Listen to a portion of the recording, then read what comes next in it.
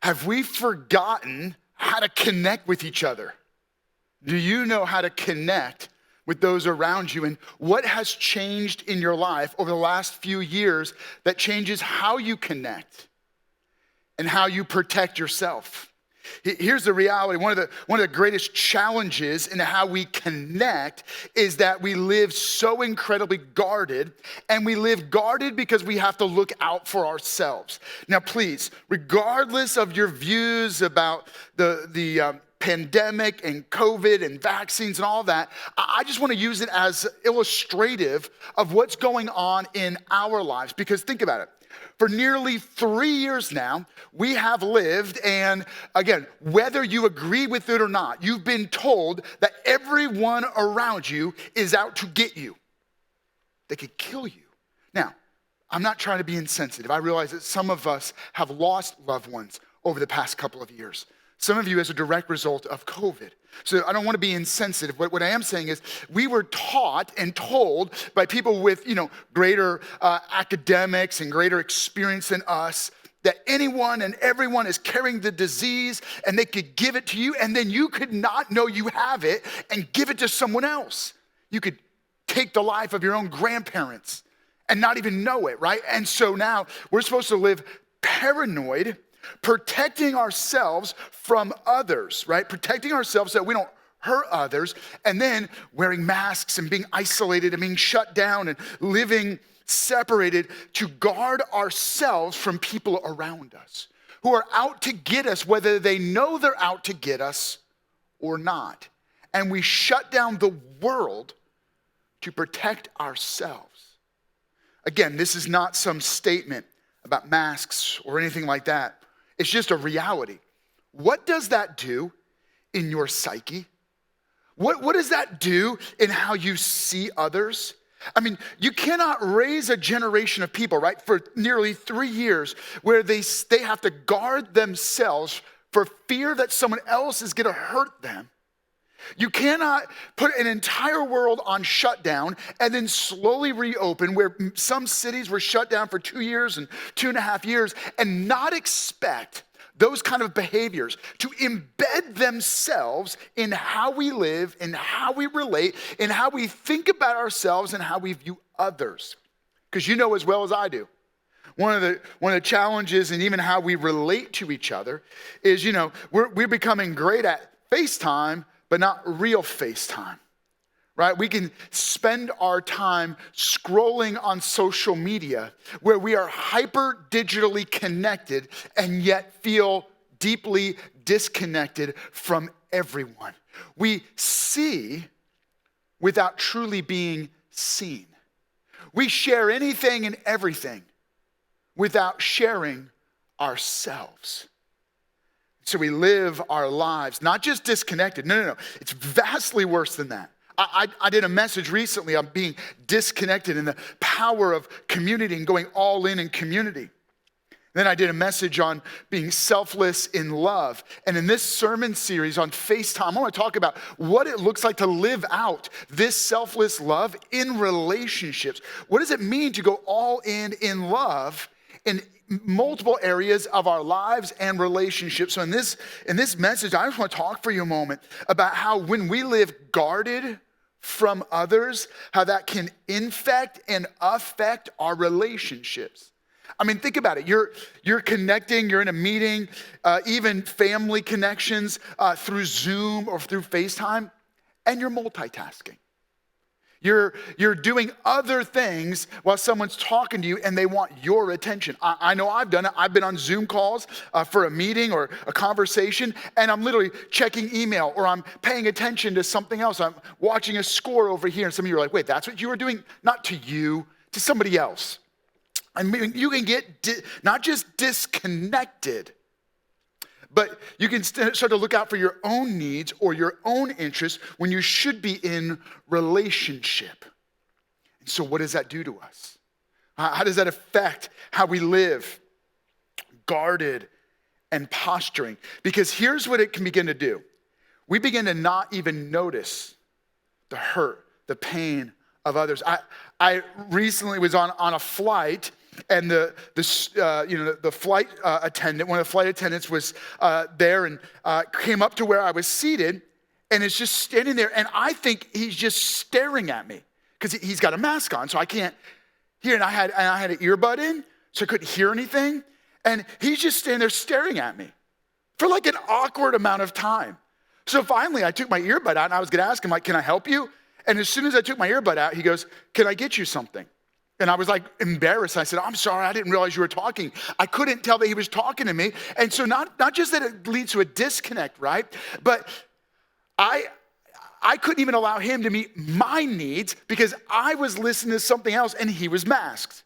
And I certainly, now if we reverse that, I'm trying to meet someone else's needs. Do I even notice their needs? Do we notice each other's needs? Or are we living in a world where we are indifferent to the needs of those around us? And if we are indifferent, then their needs become invisible. Now, before you think that I'm just preaching at you, I want you to know that Jesus dealt with this issue with his own disciples. And what I'm really focusing on is this idea of posturing and guarding our hearts from connecting deeply with others. So where are you most guarded?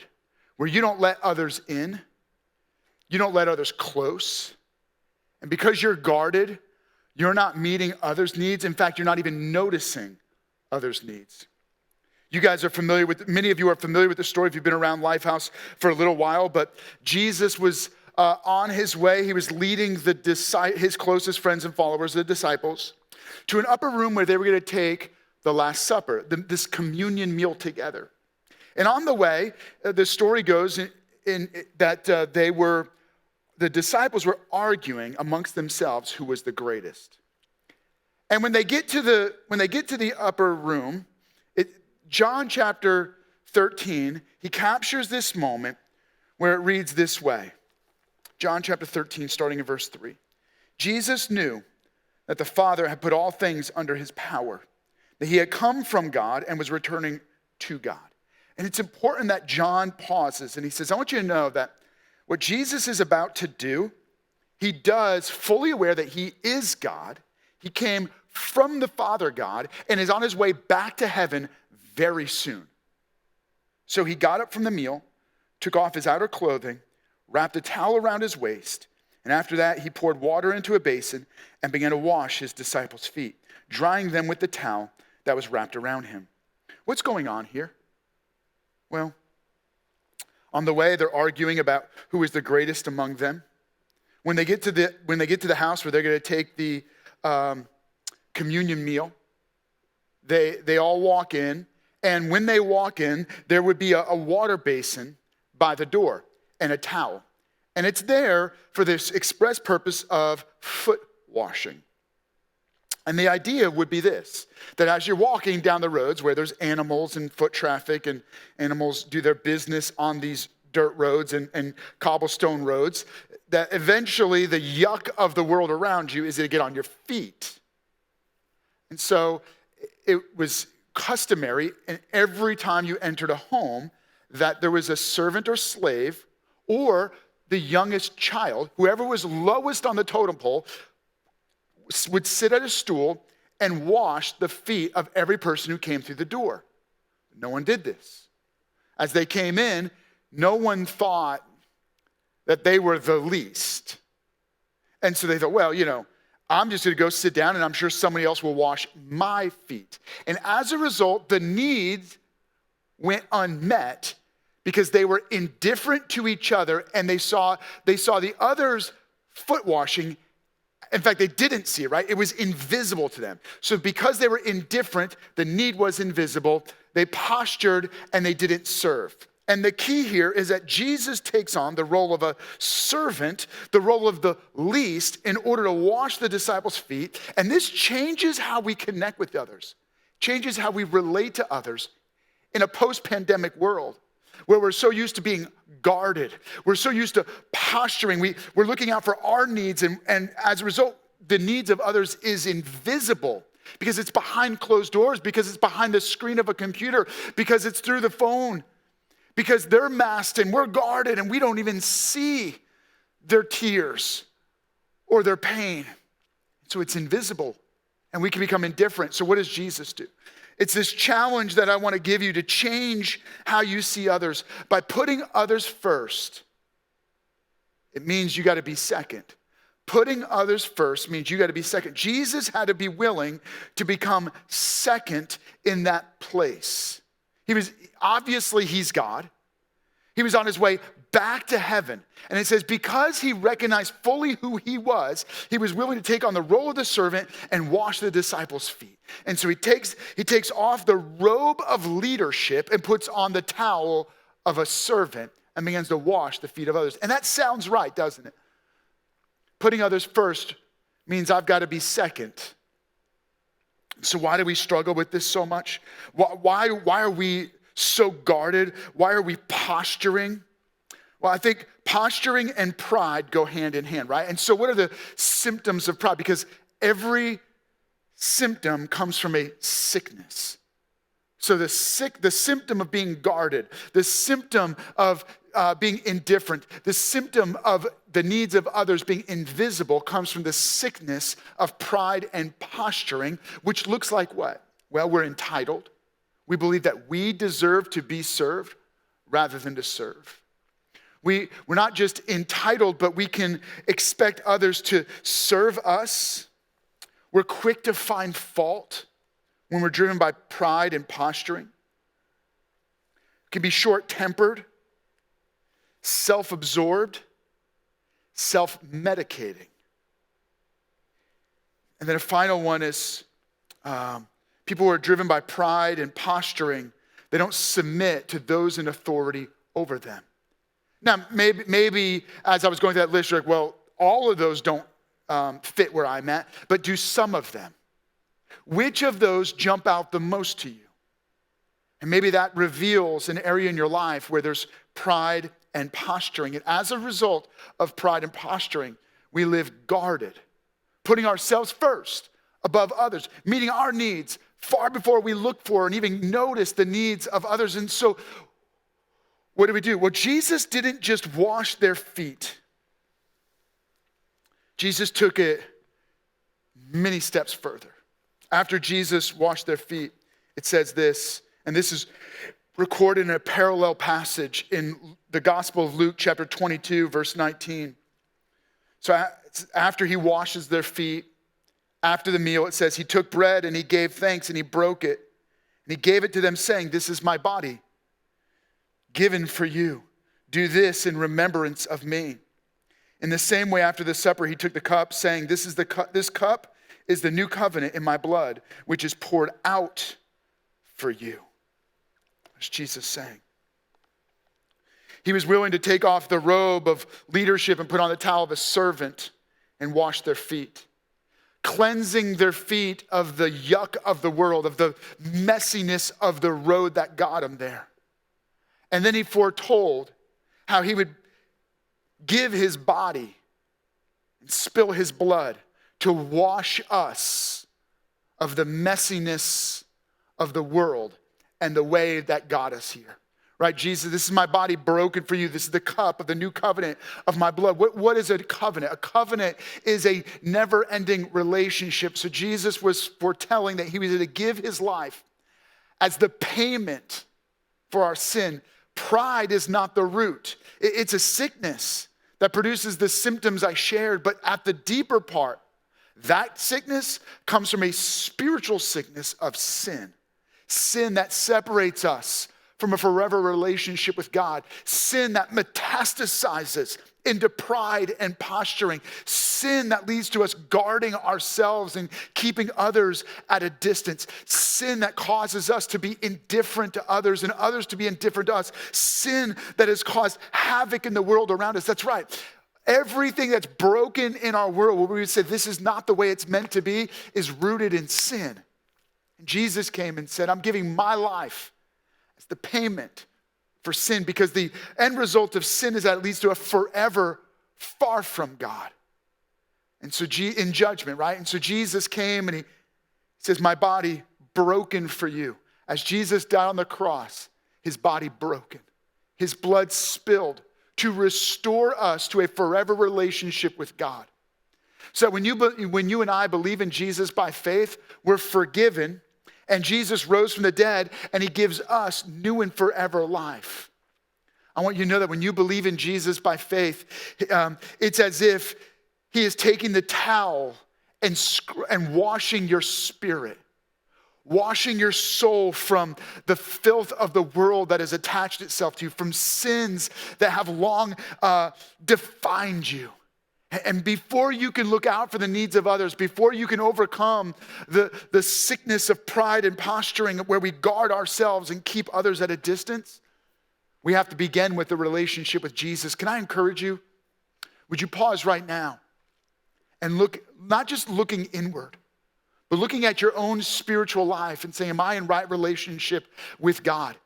Am I in right relationship with Jesus? Do I believe in Jesus as my Lord and Savior? And if right now you are ready to make that commitment, would you let someone know? Would you let us know? You can scan the QR code that's up on the screen. And when you scan it, would you fill out the form and let us know so that one of our pastors can follow up with you as you begin this new journey in relationship with God? Why? Because it all begins when you recognize that Jesus washed us. He cleansed our hearts. He didn't just wash feet. He washed our hearts. When we believe in Jesus by faith and the work that he did on the cross and the power of his resurrection, he washes us and he cleanses us and he forgives us, and you can receive that today. And for any of you who have received it, you're fully aware that Jesus has washed your feet. He took on the posture of a servant. Worse, he took on the posture of our sacrifice and died in our place to give us forgiveness and new and forever life.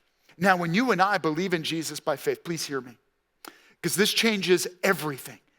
If Jesus died on the cross and gave his life to give us life, and if he was willing to wash the feet of the disciples, then I have a feeling there is a lesson in there for us in how we relate to each other. And so the next few minutes, I just want to walk you through some key points and principles that I want to make sure you don't miss. But in order for you to apply this to others, there is a central concept that will keep you anchored in focusing on others. And it's this: in order to be second, meaning in order to put yourself second, which means you're putting others first, you have to put Jesus in his rightful place. As I was reading the opening part of that, right, it says Jesus, knowing that he came from the Father, he was going back to the Father soon. He took off his robe, he put on the towel and began to wash the disciples' feet. Jesus knew his rightful place. And because he knew that he was from heaven, that he is God, and he was going back to heaven, then he was willing and able to serve others.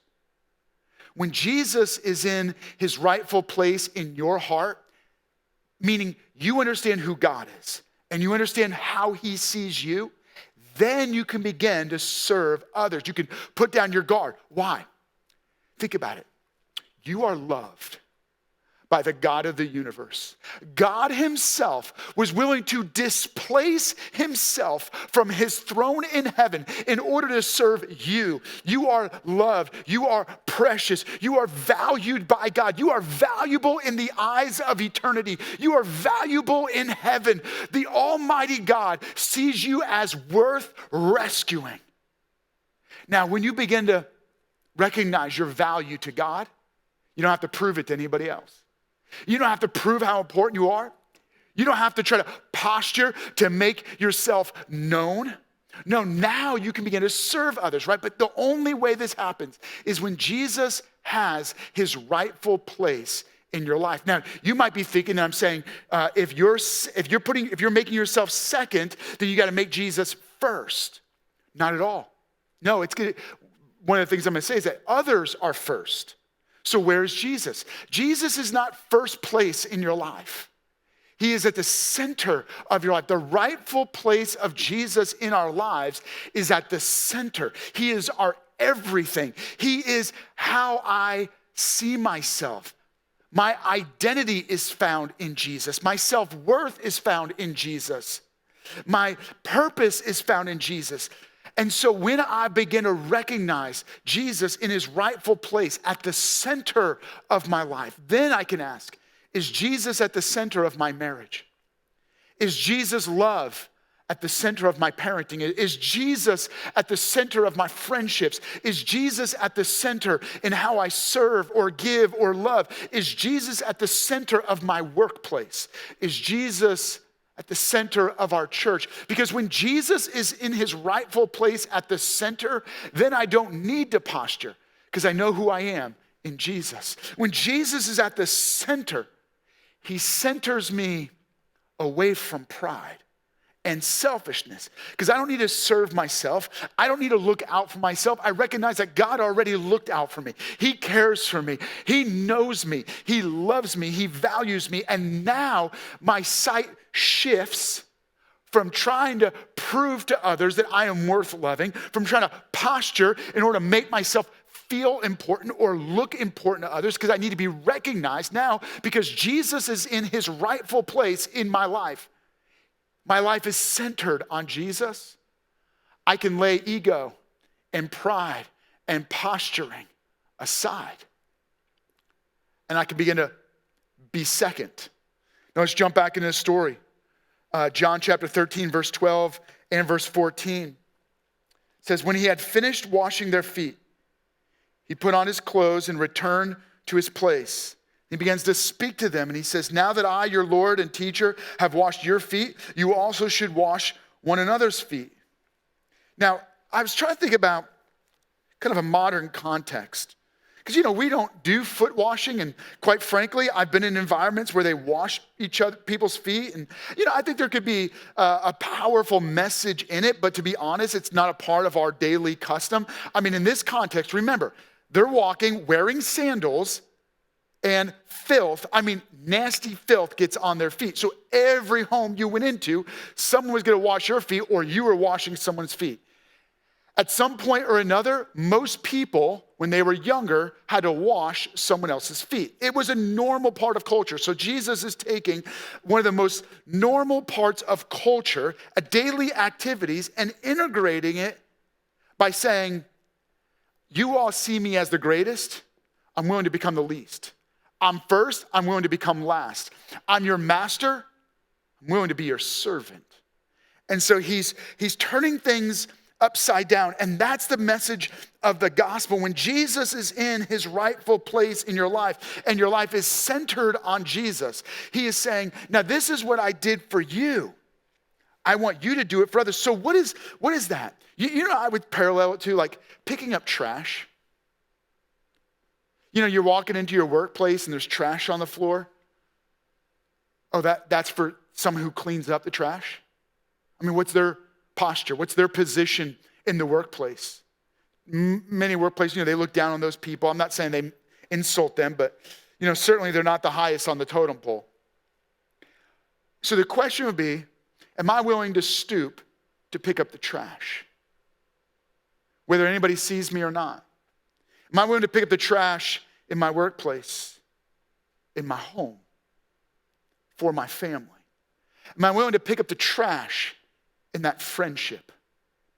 Am I willing to pick up nasty trash in the classroom, in our community? Because that's the posture of Jesus, cleaning the trash out of the toes. And he says, let me read it to you again. Now that I, your Lord and teacher, have washed your feet, you also should wash one another's feet. Do you think Jesus is trying to make it normative or mean a normal activity within the church that we wash each other's feet? No, that's not the point. The point was it was normal to go into a home and have someone wash your feet. He goes, but I'm your master and teacher, have washed your feet. You should be washing each other's feet. Meaning you shouldn't be consumed with putting yourself first. You shouldn't be consumed with walking in the room and expecting others to do for you. You shouldn't be living guarded and posturing, trying to prove that you're worthy and you're good enough. I say you're worthy. Jesus, I'm going to kind of expound on it. Jesus is going, look, I'm your God. I'm your master. I'm the Lord. I'm first above all. And I was willing to become last and a servant to wash your feet. That's how precious you are to me. Now stop trying to prove yourself. Stop trying to convince people that you're important. You're important enough to me that I was willing to serve you. I put you above me. Now, do you feel good enough? Is there enough self-worth in you that you don't just spend the rest of your life trying to prove to others how worthy you are? Do you feel loved enough that you don't have to go looking around trying to prove that you're worthy of love? Okay, now, being second puts the focus on others first. That's the key. He goes, look, you can be second and put your focus on others first. This changes relationships because suddenly you can slow down long enough to listen, to understand what someone else is saying. What would it look like in your relationships for you to put others first and put yourself, your needs, your ego, your desires, even your voice second? You would probably listen longer and take the time to deeply understand. You would look for the needs of others. Might be willing to do the dishes. What would it look like in your relationships to pick up the trash? The stuff that has accumulated through life and others carelessly threw it down and didn't pick it up.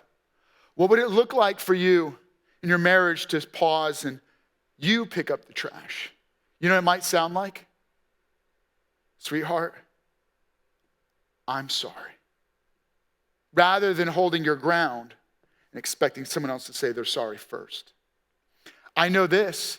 Jesus, when he takes on the role of the servant, he is now both the host and the servant. He expresses hospitality. Being second is being hospitable. Meaning, when you think about being the host, if you've got family over for the holidays or you're having a party and you're hosting, I want you to think about being second like being a host. You prepare the food. You prepare the space. You clean up the space probably, right? You want it to look nice. You eat last because you want to make sure that there's enough food for others. When you think about being hospitable, it's not a burden to be second.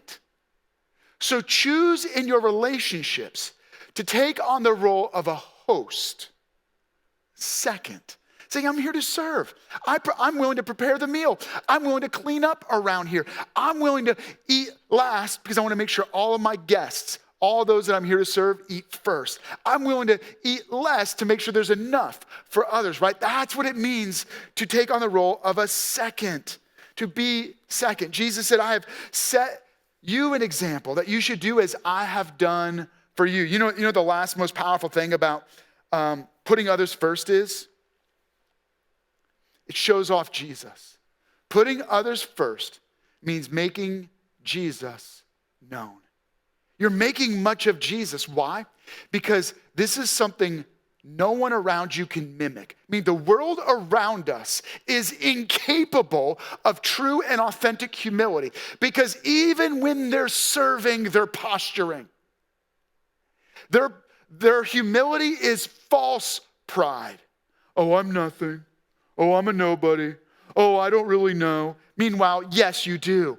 Oh, I'm so ugly. And all you want to hear is, no, you're beautiful, right? It's false pride. But this is not an expression of false pride. Jesus was not living in false pride. He was truly humble. He knew who he was. He knew where he was going. And he took off the robe and he took on the role of a servant, put the towel around himself and washed feet.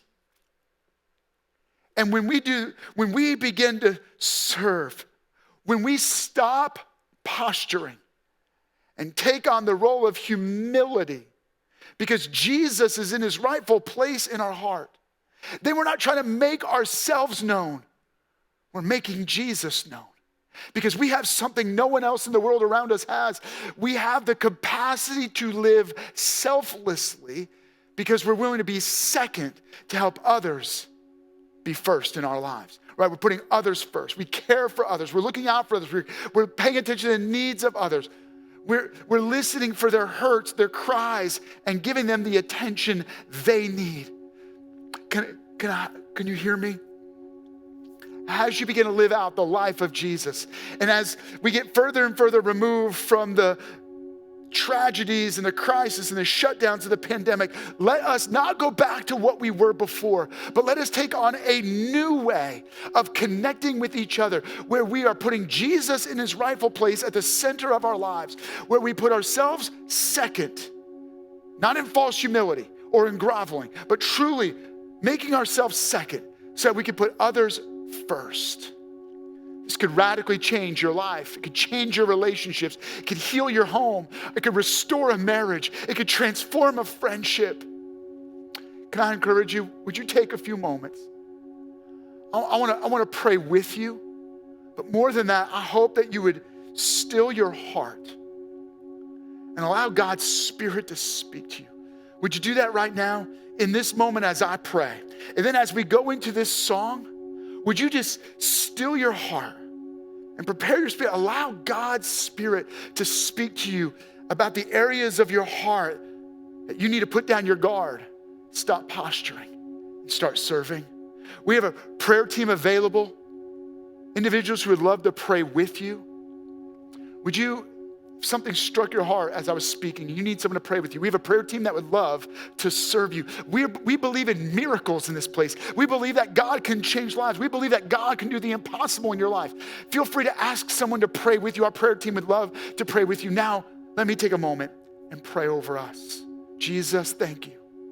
Thank you for your broken body and your spilled blood, that you gave your life to give us life. And your death cleansed us of sin and unrighteousness. And Jesus, you gave us an example of washing the feet of the disciples and challenged them and us to become a servant. Rather than posturing and pride driving our life, God, you modeled humility and servanthood and hospitality.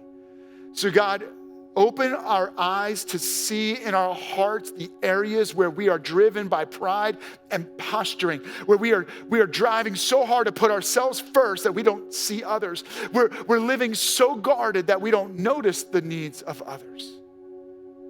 Help us to take a big breath, put down our guard, and care for others. In Jesus' name, amen.